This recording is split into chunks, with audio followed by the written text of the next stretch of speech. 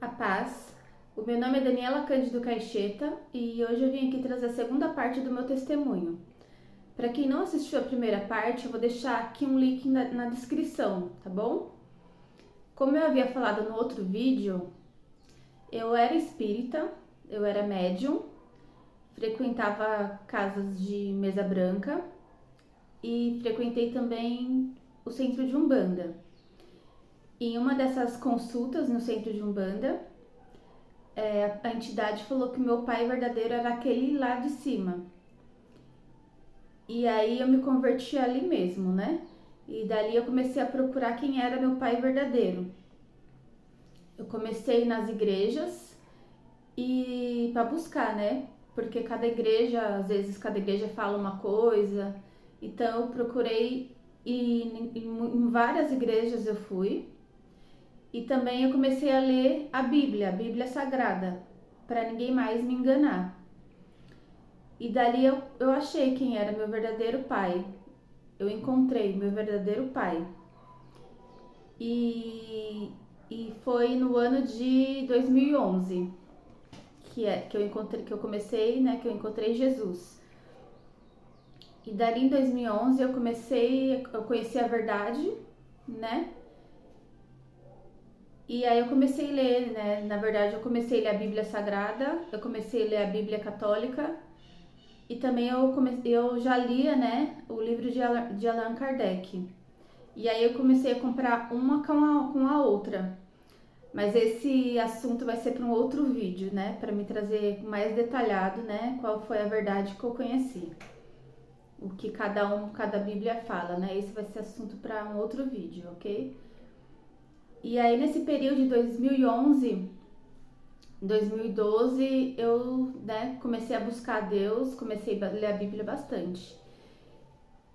E nesse período meu pai ele ficou doente, né? Na verdade é o pai dos meus irmãos, né? Para quem não quer saber um pouquinho mais, pode assistir outro vídeo. Mas é o pai dos meus irmãos, né? Que ele não é meu pai verdadeiro, mas ele me criou desde o ventre da minha mãe e ele me deu o nome dele.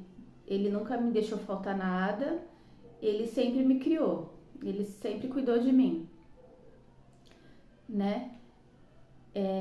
Como eu contei no outro vídeo, né? Teve uma época que eu queria conhecer meu pai verdadeiro e só que a minha família não aceitou. E por isso que teve um pouco de distanciamento de mim com a minha família, porque eles não aceitaram eu querer saber quem era meu pai verdadeiro, né?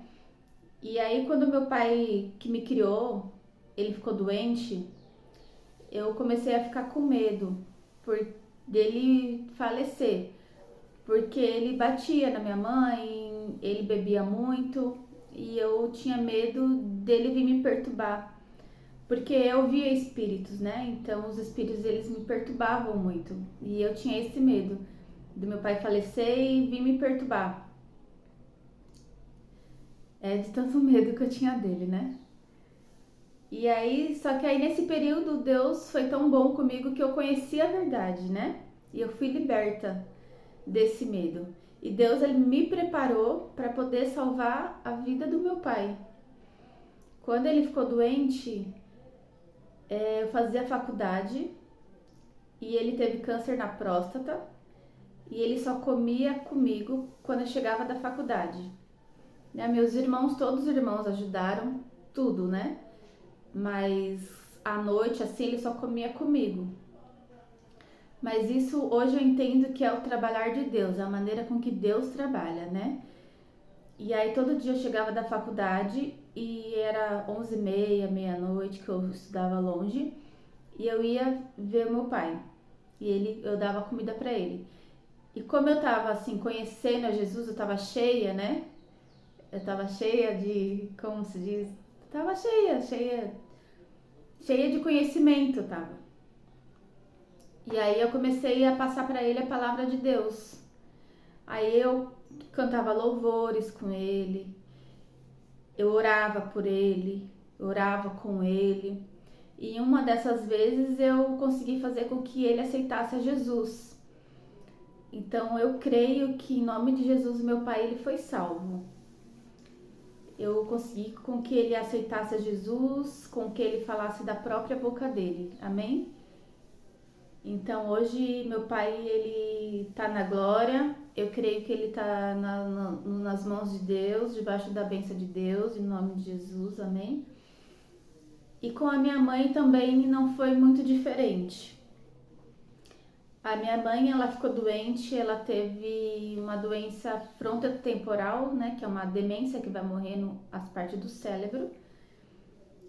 E aí a minha mãe, ela ficou doente, foi por volta de 2020, em 2021 minha mãe faleceu. Então minha mãe, ela ficou doente, ela teve a doença frontotemporal e ela foi perdendo a fala, depois ela parou de falar, depois ela ficou um pouquinho agressiva. Foi um pouco difícil porque quando vem a doença a família acaba se desestruturando, né? Isso em várias famílias acontece, é muito normal. Hoje eu entendo, né? E naquela época lá eu acho que foi ali que eu comecei a ter a depressão, acho que foi ali que eu comecei a ter sentimentos de morte, ali que eu comecei a me sentir sozinha. Mas Deus, ele me supriu em todos os momentos. E nessa época eu comecei a beber muito. Eu tomava uísque puro com água de coco. Quase sempre que eu podia eu tomava uísque. E aí nessa época eu já havia casado. Um dos meus irmãos que cuidava da minha mãe e depois passou a ser uma das minhas irmãs a cuidar dela.